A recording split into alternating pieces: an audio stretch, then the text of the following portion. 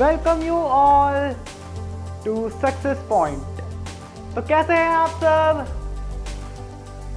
उम्मीद करता हूं कि सब बढ़िया होंगे। पढ़ाई कैसी चल रही है आपकी?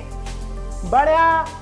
तो आज हम आपके लिए लेके आए हैं rise of nationalism in Europe का पार्ट नंबर 6 और लास्ट पार्ट। और आज हम इसमें पढ़ेंगे नेशनलिज्म एंड इंपेरियलिज्म। ठीक है, तो नेशनलिज्म का मतलब मैंने आपको बता दिया, देशभक्ति होता है। ठीक है, नेशनलिज्म का मतलब होता है देशभक्ति। नेशनलिज्म का मतलब होता है देशभक्ति, यानी कि अपने देश के लिए प्यार। और इंपेरियलिज्म का मतलब मैं आपको थोड़ी देर में बताऊंगा। ठीक है, तो अब हम देखेंगे कि भाई जो 19th सेंचुरी थी ना, यानी कि 19वीं शताब्दी, उसमें जो सारे यूरोप के देश थे वो आपस में लड़ने लगे थे, बहुत ज्यादा सेल्फिश हो गए थे सारे देश। ठीक है, तो आज हम देखेंगे, थोड़ा सा बालकन्स वाला पार्ट है, छोटी सी वीडियो है, जल्दी शुरू करते हैं। सो माय नेम इज अनमोल अग्रवाल और हम पढ़ने जा रहे हैं नेशनलिज्म एंड इंपेरियलिज्म। तो शुरू करते हैं। तो बच्चों अब बात करते हैं अपने टॉपिक की। तो सबसे पहले हमें इसमें बस मेनली पढ़ना है बालकन्स के बारे में। ठीक है, और छोटा सा मैं आपको इंपेरियलिज्म के बारे में बता दूंगा। तो हमने देखा कि 19th सेंचुरी के लास्ट में यूरोप में त्राही त्राही मच गई थी, सब देश एक दूसरे से लड़ने को तैयार थे, सब में नेशनलिज्म जाग चुका था। ठीक है, तो बहुत सारी वॉर्स हो रही थी। उसी वॉर के बीच में 1871 के बाद, यानी कब, 1871 के बाद जो एक बहुत टेंशन वाला जो हिस्सा था देश का, वो था बालकन्स वाला। कैसे टेंशन वाला था? मतलब टेंशन मतलब बहुत ज्यादा स्ट्रेस वाला जो एरिया था। ठीक है, हम देखते हैं वो कैसे टेंशन वाला एरिया बना। तो ये पार्ट था बच्चों ओटोमन एम्पायर का। फॉर एग्जांपल मैं कहाँ बनाऊँ, यहाँ बनाता हूँ। फॉर एग्जांपल ये हमारा ओटोमन एम्पायर है। ओटोमन एम्पायर बहुत बड़ा था। ठीक है, तो उसका एक छोटा सा पार्ट ये था बालकन्स। ठीक है, इसका मतलब ये है। तो मैंने आपको ये बता दिया, चलो बना रहने दो। इसका छोटा सा पार्ट था बालकन्स। चलिए अब देखते हैं। Balkans was the region comprising of modern day Romania, Albania, Bulgaria, Greece, Macedonia, Croatia, Bosnia Herzegovina, Slovenia, Serbia and Montenegro. तो क्या ये इतनी सारी कंट्रीज याद रखनी है? नहीं। आपको अगर देखो कोई याद कर सकता है तो भाई बहुत अच्छी बात है। अगर कोई बच्चा चाहता है कि मैं एसएसटी में फुल लाऊं तो उसे याद करना पड़ेगा, उसे हर एक चीज़ पढ़नी पड़ेगी। लेकिन मेरे हिसाब से इस ऐसे क्वेश्चंस आने की प्रोबेबिलिटी बहुत कम होती है ना। तो इसलिए अगर आप याद नहीं भी रखोगे तो भी चलेगा, लेकिन एक बार पढ़ लेना कौन सी कंट्री हैं।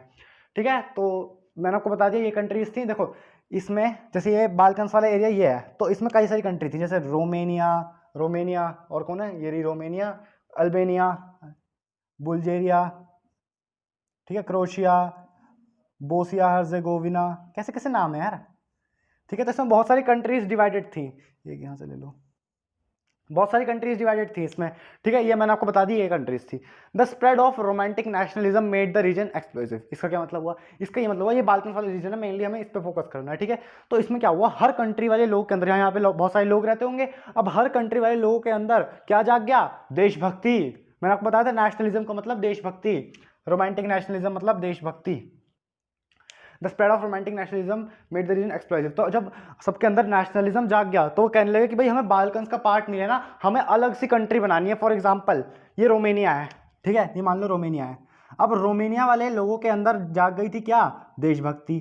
अब रोमेनिया वाले लोग, जो ये रोमेनिया वाले लोग हैं, वो कहने लगे कि भैया हमें अलग सा देश बना दो, हमें बाल्कन्स का पार्ट नहीं रहना। ठीक है, समझ में आई इतनी बात?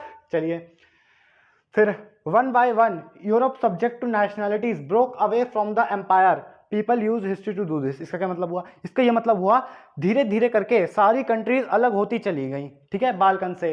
ये देखो रोमेनिया के वाले लोगों ने आवाज खड़ी करी, ये अपनी इंडिपेंडेंट कंट्री बना गए।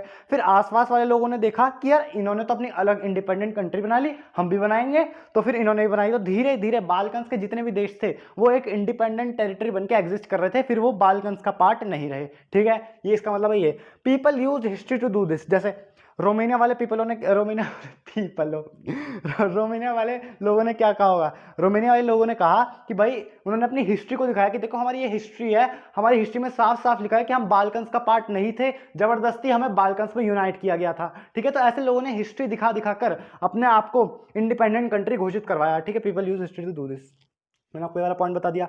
Balkan states were jealous and tried to get more territory. अब धीरे धीरे क्या हुआ, देखो जैसे मैंने आपको यहाँ पे डिविजन्स बना तो दिए, पहले तो डिविजन्स थे नहीं। ठीक है, पहले तो बिल्कुल ऐसा फ्लैट था, किसी को कुछ पता ही नहीं कौन सी टेरिटरी किसकी है।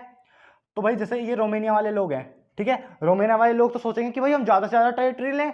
ठीक है, हम इतनी टेरिटरी लें। फिर जैसे बुल्गारिया वाले हैं, ये मान लो यहाँ बुल्गारिया है, बुल्गारिया वाले लोग सोचेंगे कि हम पूरी ले लें इतनी।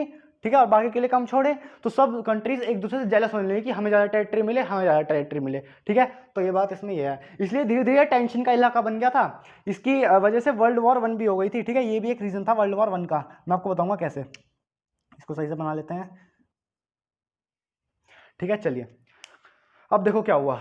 अब जैसे बाल्कन्स वाला पार्ट है, सब इंडिपेंडेंट कंट्री होकर एग्जिस्ट कर रहे हैं। ठीक है, सब एक दूसरे से चिढ़ रहे हैं, तो क्या हुआ, अब ये चीज़ देखी जैसे बहुत ज़्यादा एक्सप्लोसिव रीजन बन गया। ठीक है, मतलब बहुत ज़्यादा टेंशन वाला रीजन, सब यहाँ पे एक दूसरे से लड़ने मरने को तैयार थे। तो क्या हुआ, किन की नज़र पड़ी इस एरिया पर, Germany, England, Russia, Austro Hungary. ये पहले हमने पढ़ चुके हैं इन देशों के बारे में थोड़ा थोड़ा सा। ये देश सारे पावरफुल देश थे यूरोप के, तो इनकी नज़र पड़ी इस पे। इन्होंने चाहा कि भाई हम भी जाके इस पर थोड़ा सा कब्जा कर लें, भाई सब अपनी कंट्री अलग अलग ले रहे हैं तो हम भी थोड़ा सा रीजन ले लें इससे। ठीक है, तो ये चारों आ गए इस पर अटैक करने। ठीक है, इस पर अब सोचो यार, कोई एक चीज़ है वो 4 लोगों को चाहिए। ठीक है, और वहाँ पे वो एक ही है, तो उन चारों में लड़ाई नहीं हो जाएगी। तो ऐसे ही इन चारों में हो गई लड़ाई। ठीक है, बहुत सारी लड़ाई हुई, बहुत सारी भाई। अब इन चारों में ही नहीं, इन दोनों के में भी लड़ाई हुई होगी कि किसको ज़्यादा टेरिटरी मिले।